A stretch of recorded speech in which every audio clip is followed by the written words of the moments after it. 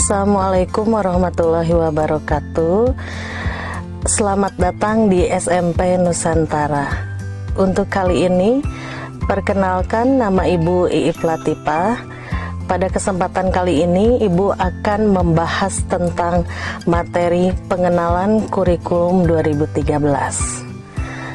Ketika kalian di SD, mungkin kalian sudah mengenal apa itu kurikulum 2013. Nah, kali ini Ibu hanya akan mengingatkan sejenak saja apa itu kurikulum 2013 agar kalian lebih memahaminya lagi ketika sudah duduk di bangku SMP kali ini.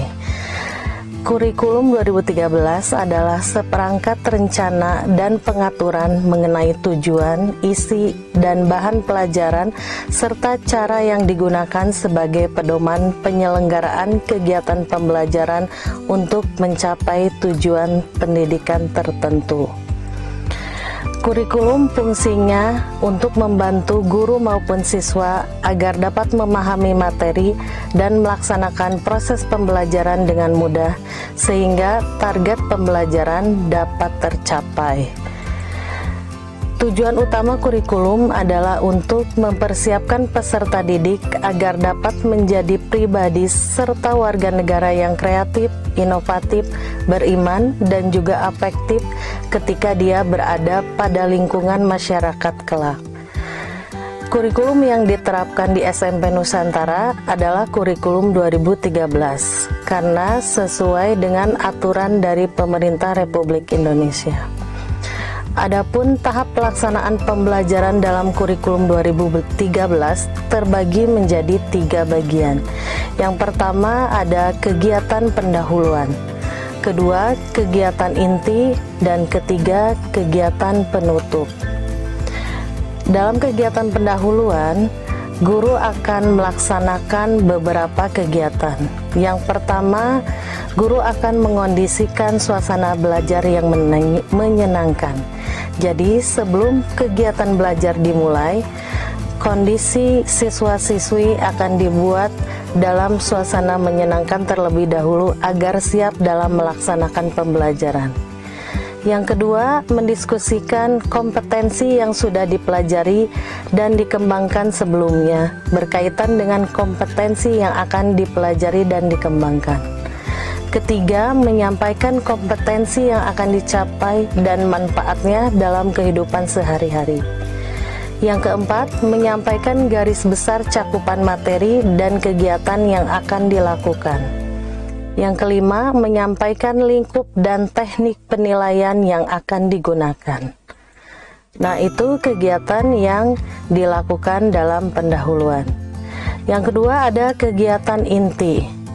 Dalam kegiatan inti, proses pembelajaran dilakukan untuk mencapai kompetensi yang dilakukan secara interaktif, inspiratif, menyenangkan, menantang, memotivasi peserta didik untuk berpartisipasi aktif, serta memberikan ruang yang cukup bagi prakarsa, kreativitas, dan kemandirian sesuai dengan bakat, minat, dan perkembangan fisik serta psikologis peserta didik. Kegiatan inti menggunakan pendekatan saintifik yang disesuaikan dengan karakteristik mata pelajaran dan peserta didik. Di sini guru memfasilitasi peserta didik untuk melakukan proses mengamati, menanya, mengumpulkan informasi atau mencoba, menalar atau mengasosiasi, dan mengkomunikasi. Dalam setiap kegiatan, guru harus memperhatikan perkembangan sikap peserta didik pada kompetensi dasar dari KI 1 dan KI 2, antara lain mensyukuri karunia Tuhan, jujur, teliti, kerjasama, toleransi, disiplin, taat aturan, menghargai pendapat orang lain yang tercantum dalam silabus dan RPP. Jadi, dalam kegiatan inti yang lebih aktif adalah siswa. Guru hanya membantu memotivasi siswa agar lebih aktif lagi dalam kegiatan pembelajarannya. Yang ketiga ada kegiatan penutup. dalam kegiatan penutup ada dua kegiatan, yaitu yang dilakukan oleh guru beserta peserta didik maupun yang dilakukan oleh guru itu sendiri. Yang pertama, kegiatan guru bersama peserta didik, yaitu membuat rangkuman atau simpulan dari pelajaran yang sudah dilaksanakan. Kedua, melakukan refleksi terhadap kegiatan yang sudah dilaksanakan. Kemudian yang ketiga, memberikan umpan balik terhadap proses dan hasil pembelajaran. Yang kedua, kegiatan yang dilakukan oleh guru yaitu melakukan penilaian, merencanakan kegiatan tindak lanjut dalam bentuk pembelajaran remedial, program pengayaan, layanan konseling, dan memberikan tugas, baik tugas individual maupun kelompok, sesuai dengan hasil belajar peserta didik. Yang ketiga, menyampaikan rencana pembelajaran pada pertemuan berikutnya. Jadi, untuk pembelajaran selanjutnya akan dibahas atau diingatkan di akhir kegiatan penutup.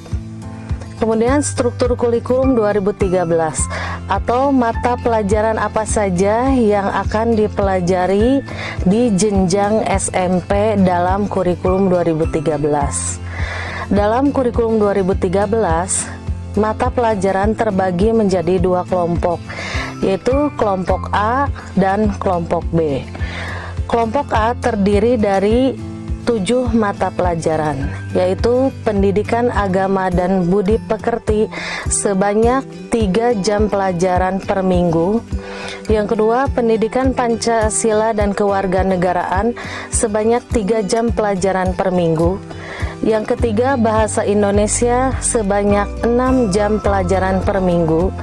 Yang keempat, matematika sebanyak 5 jam pelajaran per minggu. Yang kelima, ilmu pengetahuan alam sebanyak 5 jam pelajaran per minggu. Yang keenam, ilmu pengetahuan sosial sebanyak 4 jam pelajaran per minggu. Yang ketujuh, bahasa Inggris sebanyak 4 jam pelajaran per minggu. Kemudian ada mata pelajaran kelompok B yang terdiri dari 4 mata pelajaran, meliputi seni budaya sebanyak 3 jam pelajaran per minggu, pendidikan jasmani, olahraga, dan kesehatan sebanyak 3 jam pelajaran per minggu. Selanjutnya prakarya sebanyak 2 jam pelajaran per minggu. Yang terakhir ada bahasa dan sastra daerah sebanyak 2 jam pelajaran per minggu. Karena kita berada di kota Bandung, sehingga bahasa dan sastra daerah yang dipelajari adalah bahasa dan sastra Sunda. Jadi total mata pelajaran yang akan dipelajari per minggu adalah sebanyak 40 jam pelajaran per minggu. Aspek penilaian. Apa saja yang dinilai dalam kurikulum 2013? Ada 2 hal yang dinilai dalam kurikulum 2013. Yang pertama, aspek pengetahuan, yang kedua, aspek keterampilan. Aspek pengetahuan merupakan aspek yang ada di dalam materi pembelajaran untuk menambah wawasan siswa di suatu bidang. Di dalam struktur kurikulum jenjang SMP, aspek pengetahuan atau nilai pengetahuan memiliki bobot nilai pengetahuan 60% dan 40% aspek karakter. Jadi pada kurikulum 2013 memang diintegrasikan dengan pendidikan karakter yang sebelumnya telah dicanangkan oleh pemerintah sebelum terbentuknya kurikulum ini. Yang kedua ada nilai keterampilan. Aspek keterampilan bertujuan untuk meningkatkan keterampilan siswa dalam membuat, melaksanakan, dan mengerjakan suatu soal atau proyek, sehingga siswa dapat terlatih sifat ilmiah dan karakter yang merujuk pada aspek keterampilan. Aspek keterampilan dapat dilihat dari keterampilan pengerjaan soal, keterampilan pengerjaan dan pelaksanaan proyek, keterampilan membuat teks, dan keterampilan dalam menjawab soal lisan. Selain aspek nilai pengetahuan dan nilai keterampilan, dalam kurikulum 2013 sebetulnya juga ada tambahan nilai sosial. Nah, nilai sosial bisa berupa nilai religius dan nilai sosial. Nilai religius dinilainya oleh guru mata pelajaran pendidikan agama dan budi pekerti, sementara nilai sosial dinilainya oleh guru mata pelajaran pendidikan Pancasila dan kewarganegaraan. Namun, semua guru yang mengajar di semua mata pelajaran juga akan memberi nilai pada masing-masing siswa, karena dalam kurikulum 2013 nilai karakter itu sangat berpengaruh terhadap nilai atau kelanjutan dari jenjang pendidikan selanjutnya. Nah, aspek penilaian ini yang paling utama adalah sikap dan perilaku. Aspek penilaian ini dinilai oleh guru yang membuat jurnal harian. Kemudian dinilai juga oleh teman sejawat yang biasanya dibentuk dalam sebuah lembaran nilai dan diambil oleh masing-masing siswa. Apa itu sih aspek penilaian sikap dan perilaku? Jadi aspek penilaian sikap dan perilaku adalah penilaian di mana guru dan teman-teman kalian menilai sikap dan perilaku peserta didik selama proses pembelajaran. Mungkin itu saja yang perlu Ibu jelaskan mengenai pengenalan kurikulum 2013 yang ada di SMP Nusantara. Terima kasih atas perhatiannya. Wassalamualaikum warahmatullahi wabarakatuh.